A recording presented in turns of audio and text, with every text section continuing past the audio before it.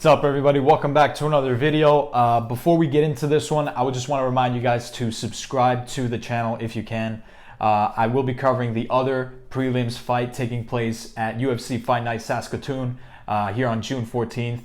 And so yeah, we covered the previous fights. Now we're going to cover the fight between the lightweights, Darrick Minner against Jordan Griffin. I mean, listen, before I go any further, I would just like to get into the odds with the famous sticky note here. So Darrick Minner is currently the underdog at plus 135. Jordan Griffin is actually the favorite at minus 155. So let's get into this one, okay? Let's start with the underdog here. Darrick Minner. He's a 30-year-old man coming out of Nebraska, USA. He's 5'8". He's got 24 wins and 11 losses, which is an extremely impressive record. The losses are a little high, which could be a little concerning, but those 24 wins are, you know, a sensational amount of wins, especially if you consider that 21 of those wins are from submission. Now, he's only won one via knockout or technical knockout, and at the same time, he's only won two via decision. And of his losses, he got knocked out twice and he was submitted 8 times. And then at the same time, he lost the final one via unanimous decision. Yeah, so listen, Darrick Minner, he's the type of guy that, you know, if with a record like this, he's someone who is going to go for the takedown right away. He's not someone that's going to try to keep the fight on his feet. Considering that of the 35 total fights he's been in the UFC, only 3 have ended in a knockout, whether he won it or he lost it. On the other hand, a total of 29 have, you know, been ended on the ground, whether he got submitted or he submitted the opponent. So again, Darrick Minner, he's a guy that definitely has a jiu-jitsu background. He's got a good grappling background. And I don't see him as a guy who's going to try to, you know, lean back, try to jab, or dive in and go for the combination. I feel like he's the type of fighter that would rather like hold back, feel you out, go for the takedown, and then work his way from there. Like he's going to try to put you in all sorts of different holds, whether it is a rear naked choke, a Kimura, triangle, whatever it is. He's got it all in his locker. Those 21 wins from submission is a crazy record to have. So let's analyze how Darrick Minner is coming into UFC Fight Night Saskatoon. So he is a relatively active fighter if you consider that in the past, you know, I'm just picking out some of his latest fights that took place from even March 2018. He's fought 8 times in the last like 3 years around, which is, he's a very active fighter. His latest fight took place at the end of February 29th, 2020 on leap year, where he fought against Grant Dawson. Unfortunately, he lost via a submission. Before then, he won his previous 2. So he fought in December 2019 against Charlie Dubray, where he won via technical submission. And then before that, even in October 2019, he beat Terrence McKinney by submission. So again, lots of submission finishes, whether he lost them or he won them. He was submitted in the very first round by Herbert Burns. He won via submission in the very first round against Clay Collard, where he put him into a rear naked choke. And again, like 2 fights before that, he put Joey Munoz in a submission rear naked choke. And then the interesting thing about this fight is that Jordan Griffin and Darrick Minner actually faced each other in March 2018, where Jordan Griffin actually submitted Darrick Minner. So again, this is going to be a rematch that's going to be really interesting to look at, I think. And honestly, Darrick Minner is a hot prospect, and actually, now that we think about it, I want to see some of the submissions that he's been doing. Okay, so this was a fight in Midwest Championship Fighting where Darrick Minner actually fought against Terrence McKinney. All right, so the first round starts right in the very first round, feeling each other out, throwing some kicks, just the norm. Okay. See how right away, right off the bat, he went for the takedown. This is something that I predicted and something that was seen in his previous fights like this one. As I said, Darrick Minner isn't the type of fighter who's going to go for those overhand rights or lefts or hooks or like that jab coming back, the kicks or whatever. He's the type of guy that's going to try and grab a hold of you right off the bat and try to take it. And that's what he's doing right here against Terrence McKinney. So right now they're on the cage. Boom, boom, boom, boom, boom, boom. Exchanges. But then see, right there again. Right on the hold again. On the cage, boom. Tries to take him in.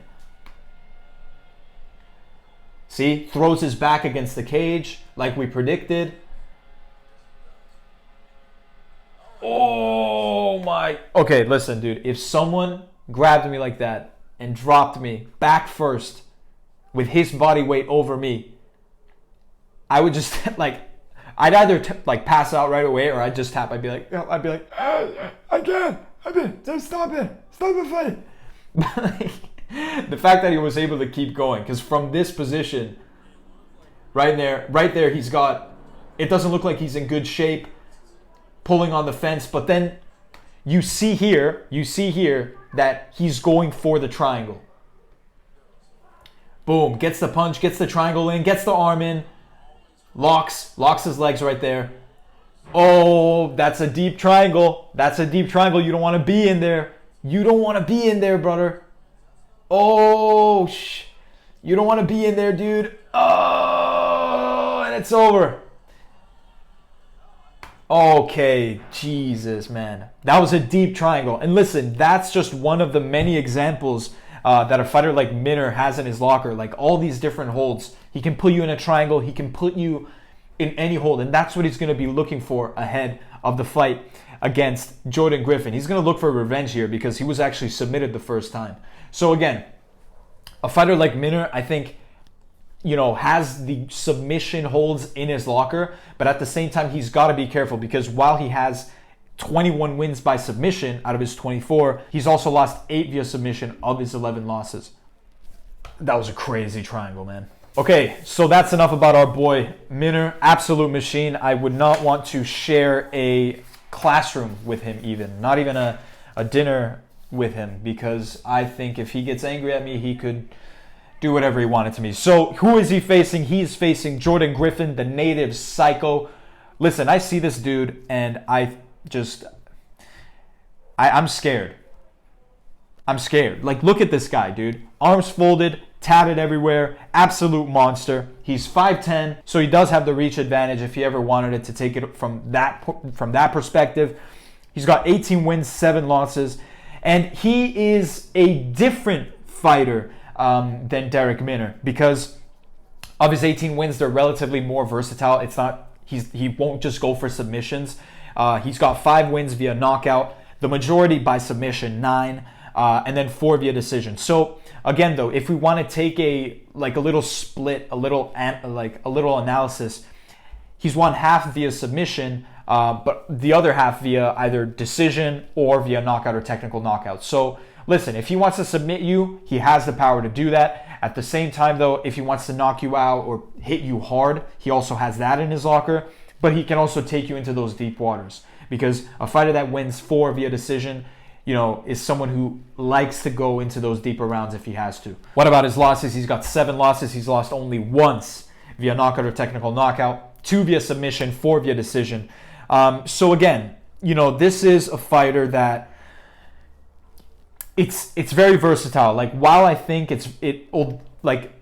someone who gets knocked out only once, I feel like won't get knocked out by a guy like Minner, who in his career has only knocked 1 person out in the UFC. Okay, so how is he entering Fight Night in Saskatoon?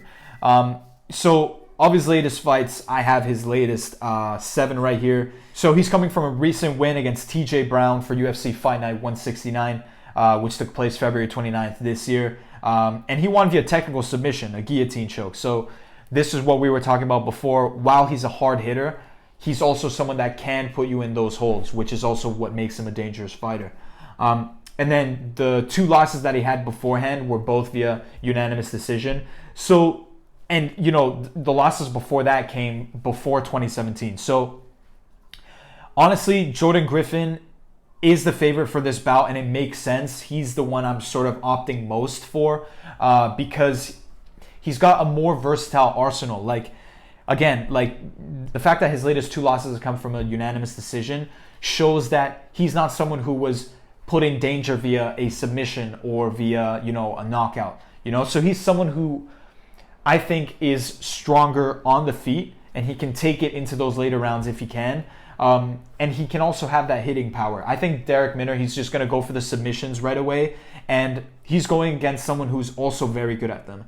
And the first fight between these two actually ended in Jordan Griffin winning via submission. So either Darrick Minner studies this guy very well, or it could potentially end in the same way. I think I don't really see this going the distance. I think it'll get closed up. Like we've seen Minner act quickly in the very first rounds. Same with Griffin. In his win against Sean West and Maurice Mitchell, he won via submission in the very first round for both of those fights. And so I don't. And at the same time, with his past having lost via submissions, I don't think he's gonna want to leave it to the judges. But that's enough about Jordan Griffin. I want to see this guy in action. I want to see this dude. I want to see a knockout by this guy. So I want to see a knockout. Actually, I want to see a submission by this dude. Oof, deep guillotine here. This was his latest fight against. Oh my God. Dude, listen, I'm not a doctor or an MMA fighter. Dude, if my neck is in a position like that, dude, I don't care if there's $1 million on the line, I'm tapping. Dude, his neck was being folded like a piece of paper, dude. That is a deep guillotine from the bottom, squeezing, thrusting his back up so he gets more arc. Oh my goodness, dude.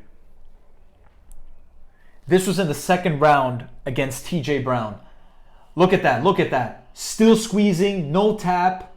No tap. He's dead. He's dead. It's over. Oh, dude, he slept him. Look at that. He slept him. Oh, my God, dude. And that's the type of fighter that Jordan Griffin, he can put you in those holds, dude. Look how strong this guy is. Jeez, man. That's insane. That's crazy. I'm actually curious to see how his fight against Darrick Minner actually ended. I want to see a clip of that. Okay, so this ended in an arm bar. Okay, what in the heck is... Oh my God. Okay, weird hold. I think he's going for the leg lock there. That's a crazy lock, dude. Can we just acknowledge that right away? That's a crazy lock. I mean, Darrick Minner is not worried in a position like this. He knows that, he knows what he's trying to do, and he's just he's trying to avoid Griffin from doing anything further. Okay, so he's got the hold of the ankle. He's going to try to reach over, try to lock him. Okay, so far, no problem.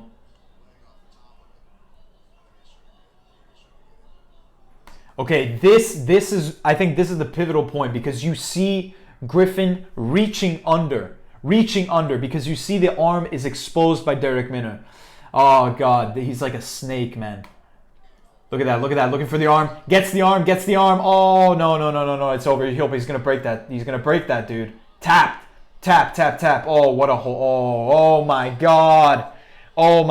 Tap. It's broken. You're dead. Oh my God. That is crazy, dude. That is crazy.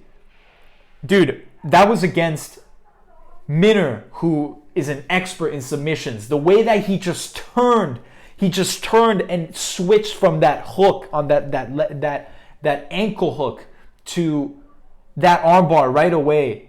That's unbelievable. The athleticism by this fighter. Holy crap, man. That's insane. Dude, these two fight, I think this is going to be an extremely interesting fight, because if it stays on the feet, I think Griffin has the edge. But at the same time, a fighter like Minner won't want that, because he's not a guy with knockout power. He's going to try to put you in a submission or in any form of hold. And because these two are both really good in that game, I think we could potentially see a really nice grappling performance by the both of them. And listen, from the previous fight, Griffin took it. Minner's definitely going to try to come back 100%. It's going to be interesting to look at. For this fight, though, I'm going to go for Jordan Griffin, just because someone that's able to put these guys in holds like that, just switching it up, that's just unbelievable. Honestly, that's how I think it's going to go. I think if it's gonna end, I don't see this going the distance. I think that Griffin is either gonna knock him out, or he could potentially get him in a hold like that, because we've seen Minner, he's lost many via submission. In that last clip, he had his arm sort of open there. Griffin, oh, thank you very much, put him in an arm bar. So I think if Minner isn't going to be watching out too much, then it's going to be Griffin's bout. Okay, so that's how I think it's going to go. I think Griffin's going to win this via submission or a potential knockout. Who knows? But at the same time, I'm interested to know what you guys think. Comment down below who you guys think is going to win this fight. Who's the favorite, whatever. If you made it this far, subscribe to the channel. I'm going to post other videos of the other prelims as well as the main card, which will take place June 14th. It's going to be extremely interesting to look at. And if you do subscribe and I see you guys in the next one, then I'll see you guys in the next one.